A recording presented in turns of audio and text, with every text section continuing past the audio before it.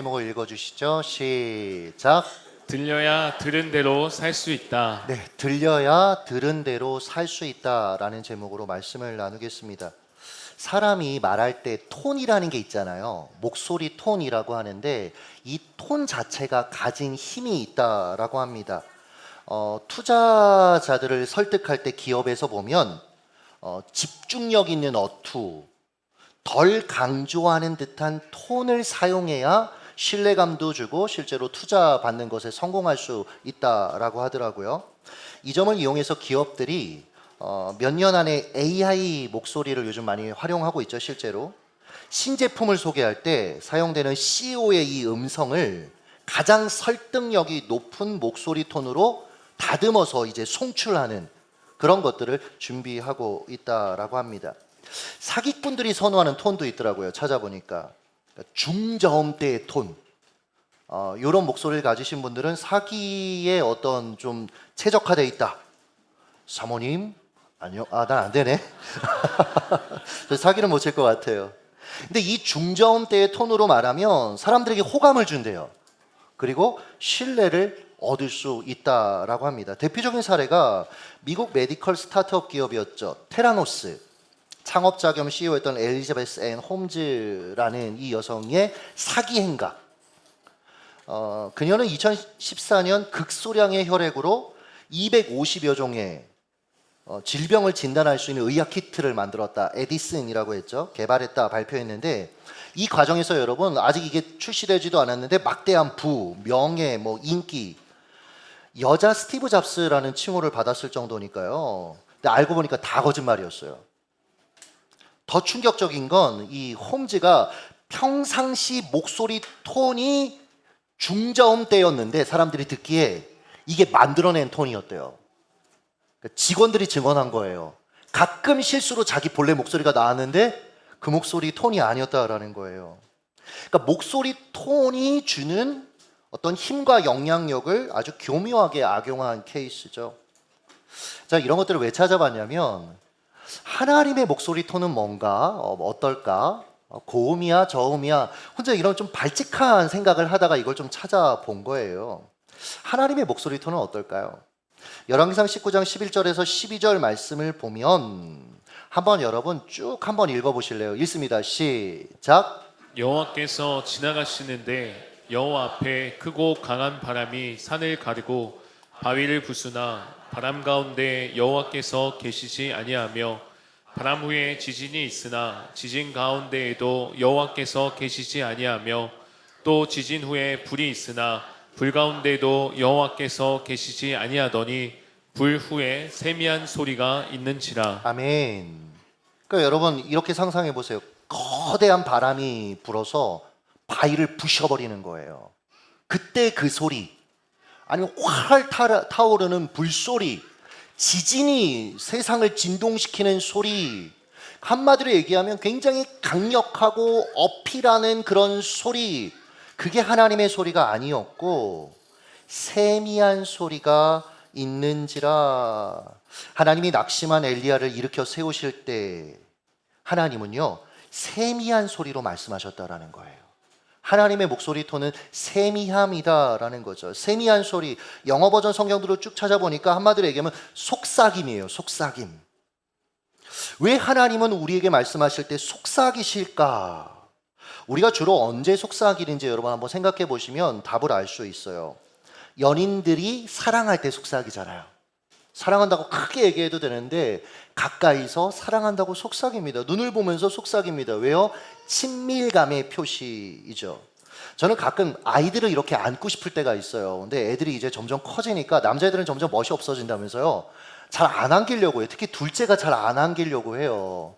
그러면 어떻게 하냐면 희암아, 하마 이렇게 얘기하면 들으려고 안 들리니까 무슨 얘기하나 용돈이라도 주나 싶어가지고 이렇게 와요. 그럼 팍 안습니다. 그럼 그때라도 잠깐 내 아들을 누릴 수가 있는 거예요.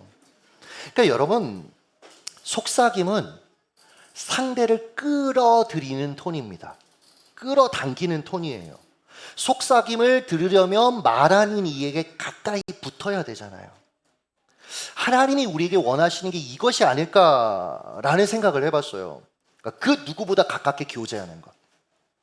하나님이 왜 속삭이시냐면 저와 여러분과 교제하기를 원하시는 거예요.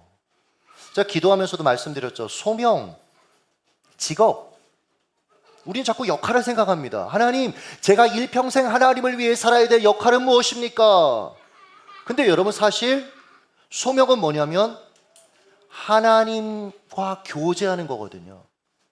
예수님이 제자들을 부르실 때 그들과 교제하기 위해서 먼저 부르셨어요. 이걸 자꾸 우리가 놓치는 거죠. 그냥 단순히 뭔가 내게 주어진 어떤 역할들을 한다. 그 역할들에 문제가 생길 때 하나님 도와주세요. 우리의 신앙의 패턴이 자꾸 이렇게 가는 경향이 있다라는 거죠. 아니요, 여러분. 하나님은 교제하기를 원하세요. 문제는 우리가 세상에 어떤 시끄러운 소리들, 내 내면의 어떤 번잡한 소리들 때문에 속삭이는 하나님의 소리를 듣지 못한 채 살아간다라는 겁니다. 한 유명한 오페라 가수가 어느 날 음을 잘 내야 이게 오페라 가수가 될 수 있는 거잖아요. 근데 몇 개의 음정을 자꾸 제대로 내지 못하는 거예요. 틀리고 아예 내지 못하고 이상현상을 겪게 됩니다. 여러 이비인후과 전문의들을 만나요.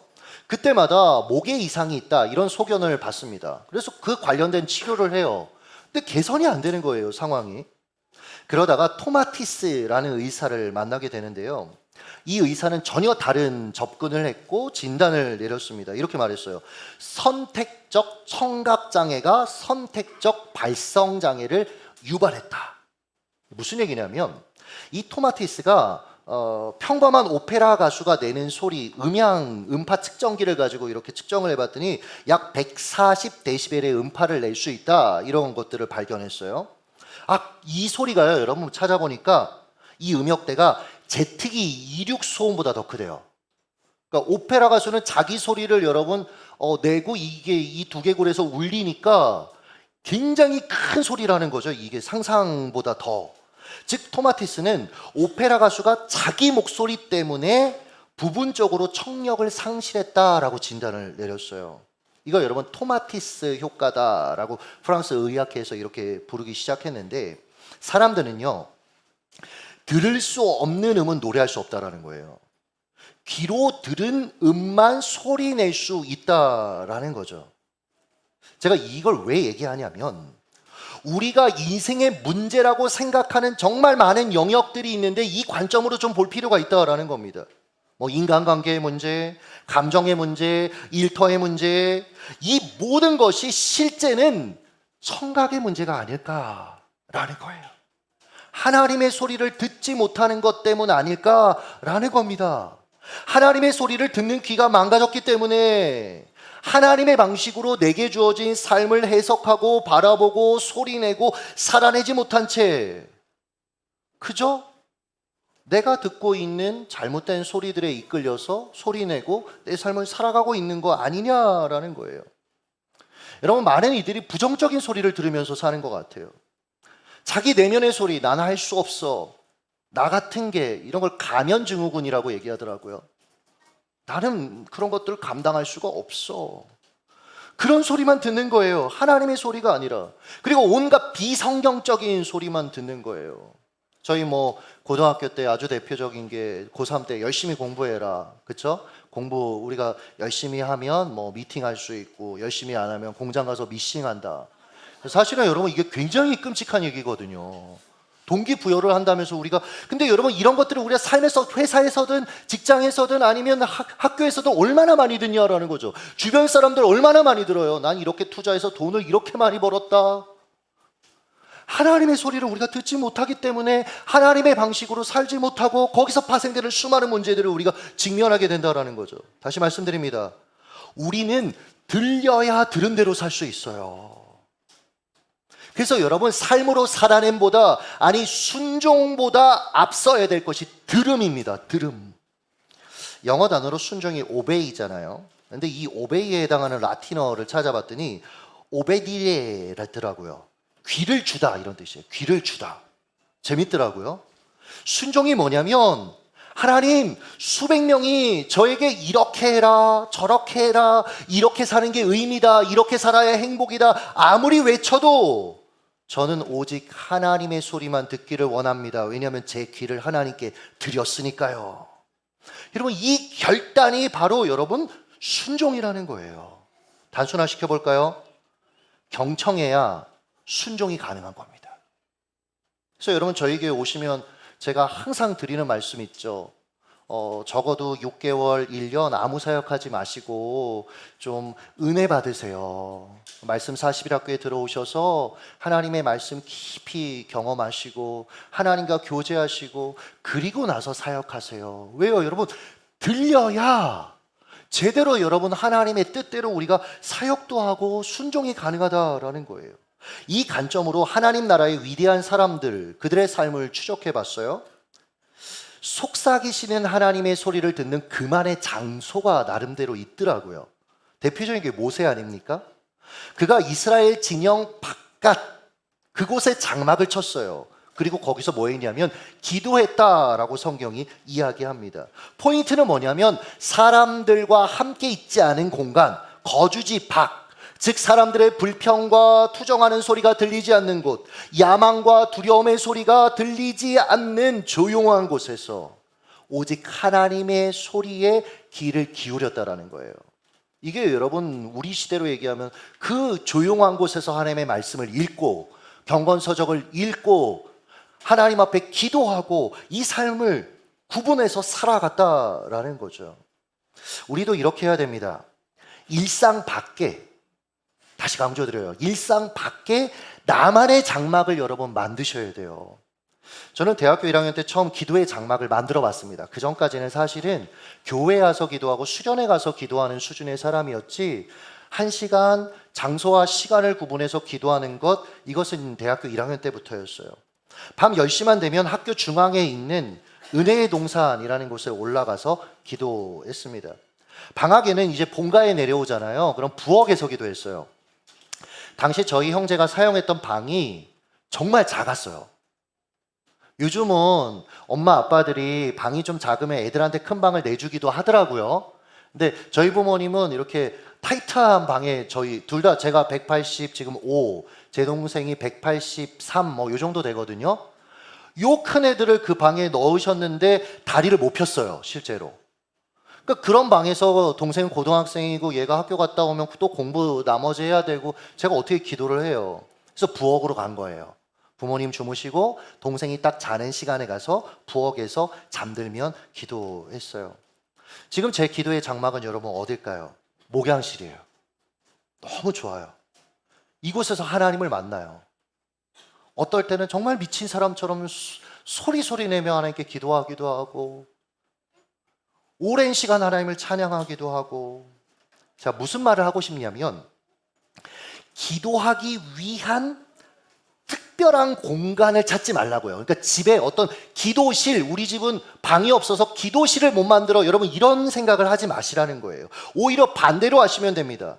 내 삶에 가장 친숙한 곳, 언제든 접근할 수 있는 동선에 있는 곳, 그곳을 기도의 골방으로 사용하시면 된다라는 거예요. 이게 가능한 이유가 우리가 아니라 하나님께 있어서 이렇게 말씀드리는 거예요. 하나님은요, 시간과 장소, 방법을 가리지 않고 우리에게 말씀하실 수 있는 하나님이십니다. 성경 보세요. 아브라함은 상수리나무에서 하나님의 세미한 음성을 들었어요. 야곱은 베델에서 하나님의 소리를 들었습니다. 모세는 불타는 떨기나무에서 하나님의 음성을 들었어요. 그러니 여러분 장소에 너무 구애받지 마세요. 기도의 성공 키는 장소가 아니라 계속해서 기도하는 겁니다. 그리고 조금 더 거슬러 올라가면 우리와 교제하기 원하시는 하나님이 어디서든 말씀하실 수 있기 때문에, 어떠한 도구를 통해서도 말씀하실 수 있기 때문에, 성경을 통해서도, 책을 통해서도, 때로는 사람을 통해서도 말씀하실 수 있기 때문에 여러분 우리는 그렇게 할 수 있는 거예요. 제가 며칠 전에 우리 교회 한 이제 부부 가정하고 식사를 하고 차를 마시는데 형제가 그러는 거예요. 자기는 아내가 다른 공간에서 집에 있을 때 뭐 안방에 있고 뭐 아내는 부엌에 있는 거예요. 아니면 뭐 형제가 부엌에 있는데 이렇게 아내가 자기를 부르는 거예요.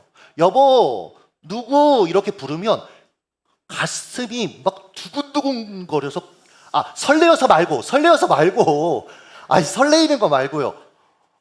제가 너무 좀 당황해서 왜 그러냐고 이제 잘 모르니까 물어봤더니 그 우리나라의 그 포스타 중에 군인 중에 갑질, 사모님이 갑질을 엄청나게 병사들에게 해서 결국 보직 해임되고 그랬던 분 혹시 기억하세요? 예전에?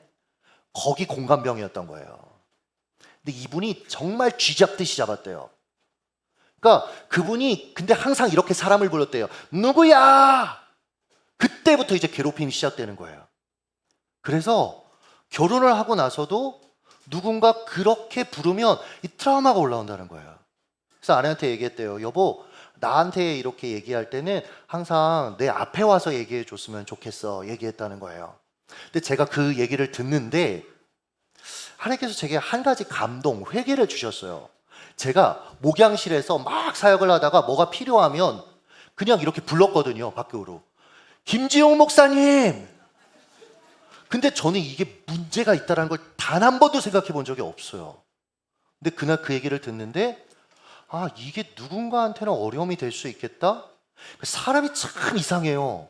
모른다니까요, 여러분. 몰라서 그렇게 하는 경우가 너무 많아요. 그래서 제가 지난주 토요일 날 교육자회 때 사과했어요.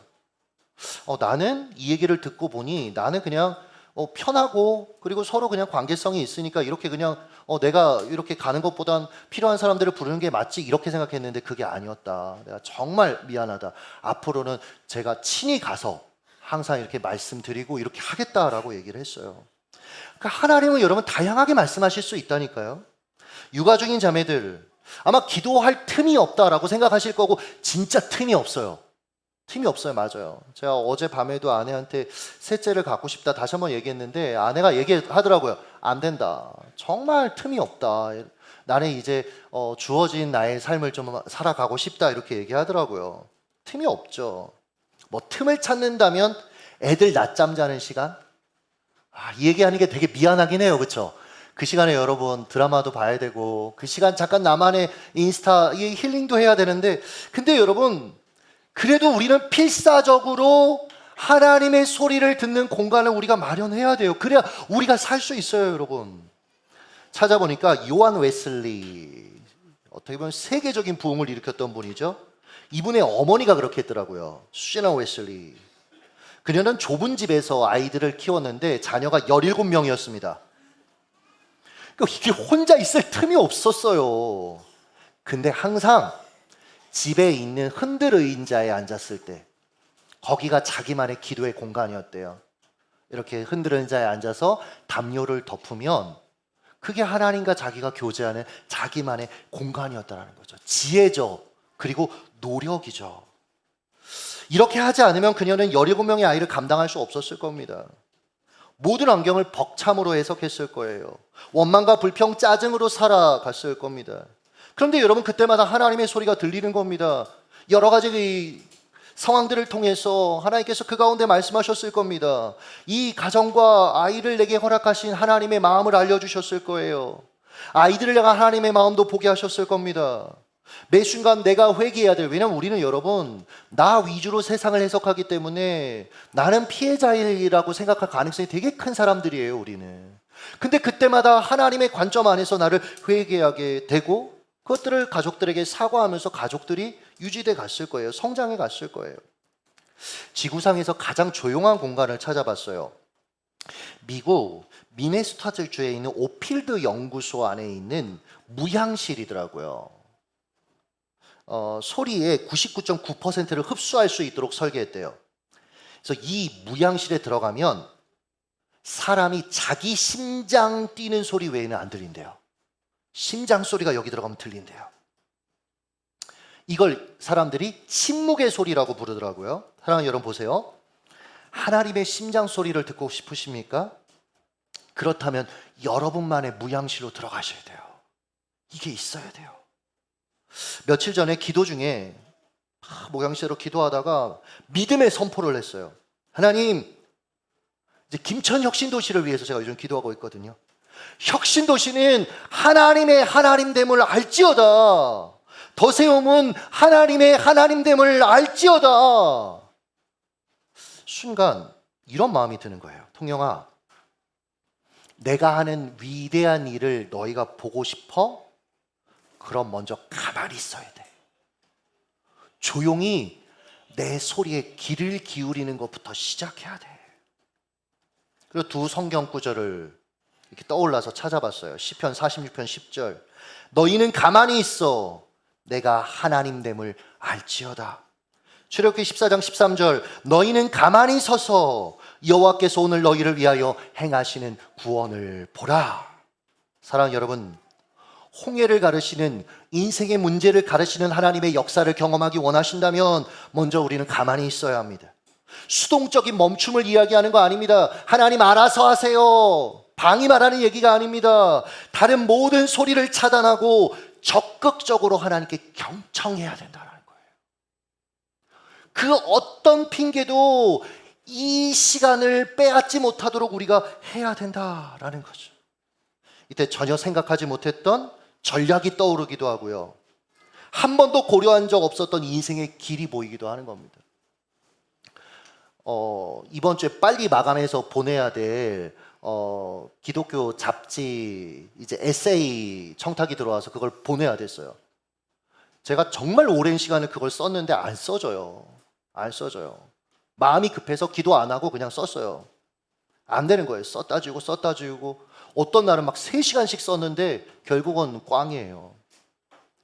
근데 기도하다가 하나님 주시는 마음이 있는 거예요. 그러니까 여러분 20분 만에 써서 보냈어요. 그러니까 기도하면 이런 일이 계속 일어난다 이걸 말하고 싶은 건 아닙니다. 그러나 여러분 가만히 있는 걸 먼저 해야 되는 건 정말 중요한 거예요. 저는 31살에 김천 개척에 관한 하나님의 속삭임을 들었어요. 뭐 소리로 들었다라기보다 계속 표현을 이렇게 하고는 있지만 제가 할 수 없는 생각이 제 안에 떠올랐어요. 그로부터 15년이 지난 지금 제 삶을 이렇게 돌아보면 제 수준으로는 절대로 살아낼 수 없는 삶을 누리고 있어요. 저는 당시에 굉장히 유리한 조건에서 사역하고 있었던 사람이었습니다. 타교단에서 사역을 했어요. 대형 교회였어요. 뭐 전도사 거기서, 준전임, 풀타임 사역자 거기서 다 과정을 밟았습니다.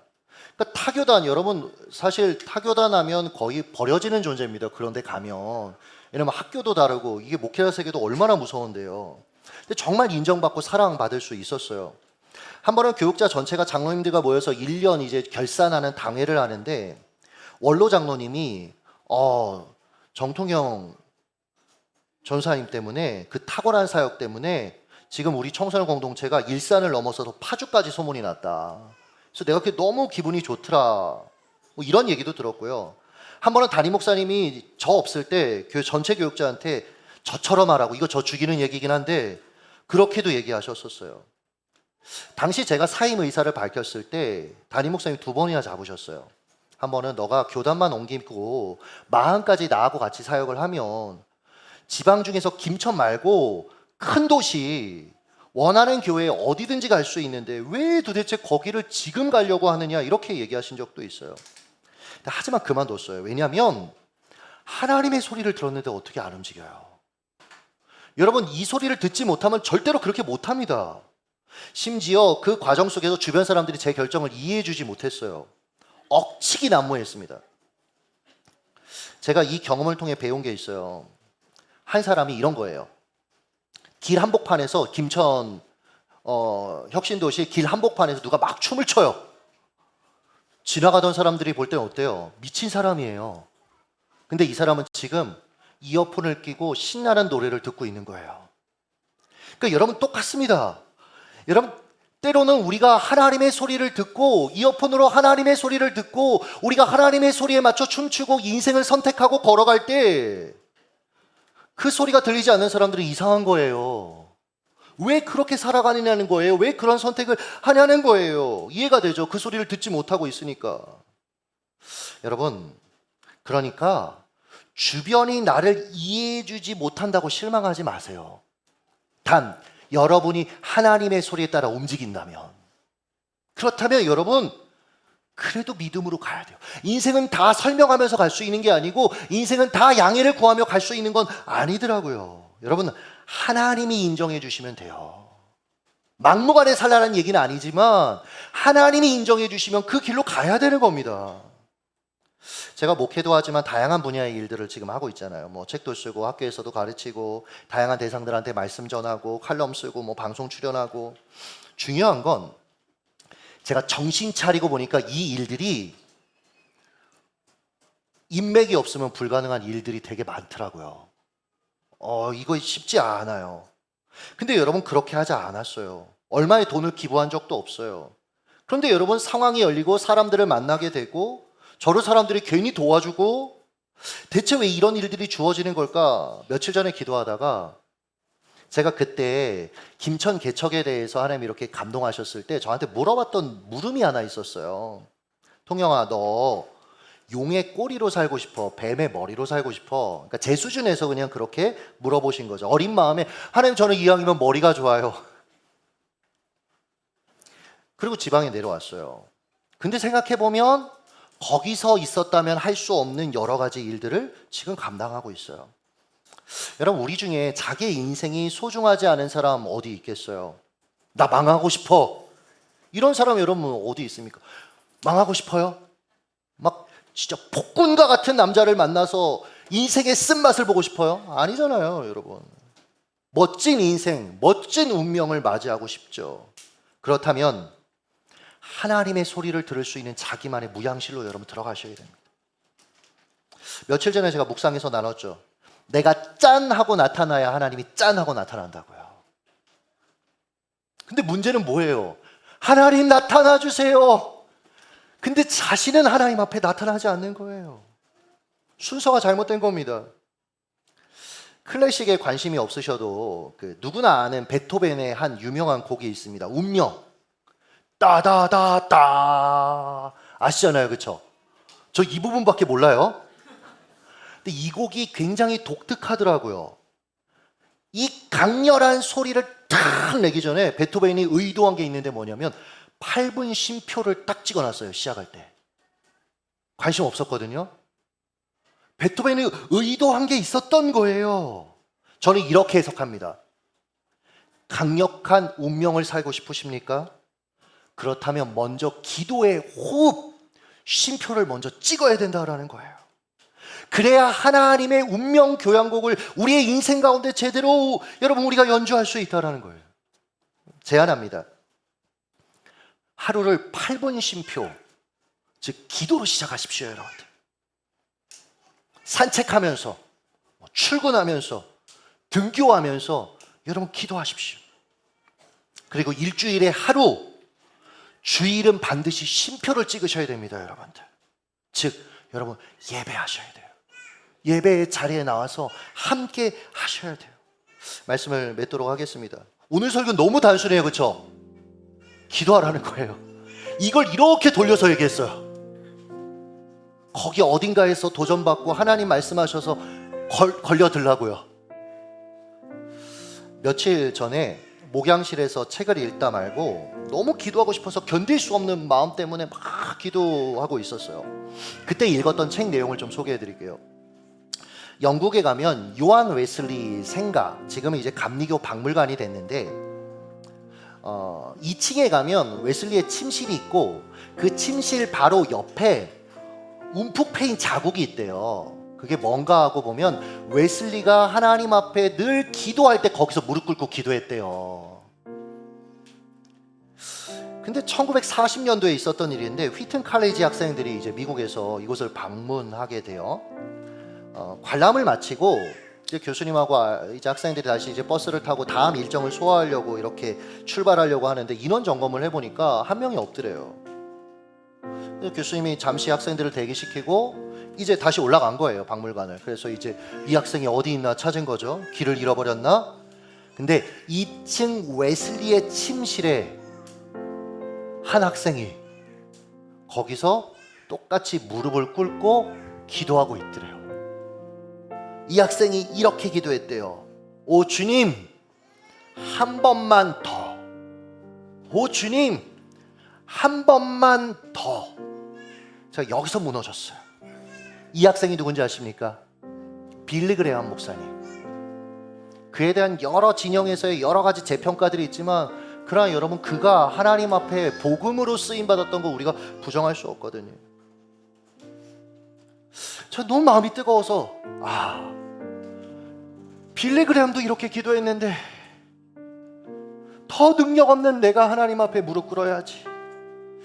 주님 한 번만 더, 주님 혁신도시에 한 번만 더, 더세움에 한 번만 더, 제 인생에 한 번만 더, 우리 성도들의 인생에 한 번만 더. 제가 요즘 기도하고 있는 아주 큰 제목 중에 하나가 뭔지 아십니까? 하나님, 우리 성도들이 교회를 너무 사랑하고 신뢰하고 목회자들을 신뢰하는 게 너무 감사한데 저는 여기서 멈출까봐 너무 두렵습니다. 무슨 얘기냐면, 여러분, 우리는 하나님 나라 위해 헌신하는 데까지 가야 돼요. 이건 여러분 한두 사람으로 할 수 있는 게 아니더라고요. 제가 전에 교회가 왜 성장해야 되는지 해답을 찾았다고 말씀드렸죠. 선교하려면 여러분, 물론 적은 인원으로도 선교할 수 있지만 같은 사람이 어떻게 계속 선교지를 가요? 여러분, 이 비용적인 것들 헌신해야 될 게 얼마나 많은데, 하나님 계속해서 주의 사람들을 보내주세요. 더불어서 양육하고 더불어서 함께 예배의 감격을 누리며 하나님의 나라를 위해서 함께 뛰게 해주세요. 왜요 여러분? 주님이 우리 언제 부르실지 모르는데, 주님 나라가 언제 임할지 모르는데, 내 삶의 이슈에만 우리가 여러분 그걸로 진짜 만족이 되십니까? 저 만족 안 돼요. 방송 찍으면 너무 좋겠다. 아니요, 그거에서 계속해서 새로움을 얻을 수 없어요. 여러분, 우리의 인생이 이 땅 가운데 있는 궁극적인 목적이 무엇입니까? 하나님의 나라를 확장하는 거 아닙니까? 이 기도를 계속했어요. 근데요, 기도 다 끝나고 나서 교육자실 문을 이병준 목사님이 두드렸어요. 그래서 뭔가 하고 목사님 들어오시라고 해서 얘기하시는 거예요. 목사님 전화 못 받으셨죠? 네, 기도하느라 못 받았어요. CTS에서 전화가 왔는데 7월에 그 목회자 컨퍼런스 강사로 좀 섬겨달라라는 그런 전화였어요. 그래서 목사님 한번 전화해 보세요.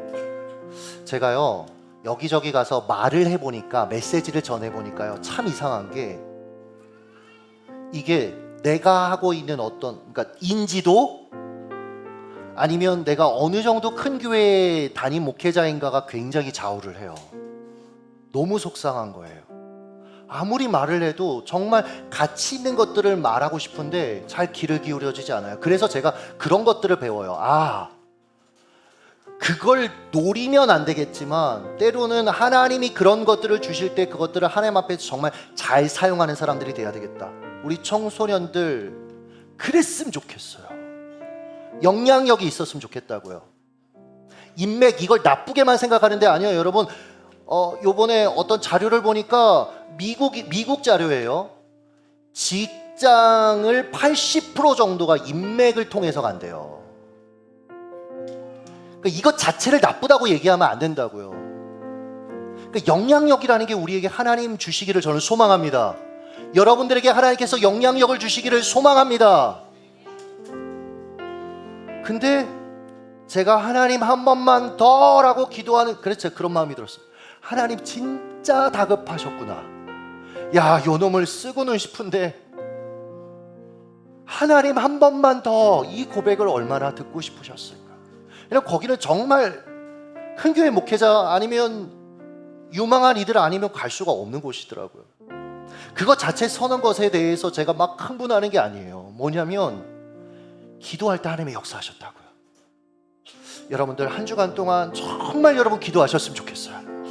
찬양하셨으면 좋겠어요. 기도의 무양실, 여러분의 기도의 장막, 책을 통해서든 사람을 통해서든 기도함을 통해서든 성경을 통해서든 말씀하시는 하나님의 소리를 경청하고 그것을 살아내는, 거기에 하나님의 역사가 담겨져 있는 그 삶을 누리시기를 예수님의 이름으로 축복합니다. 기도하겠습니다.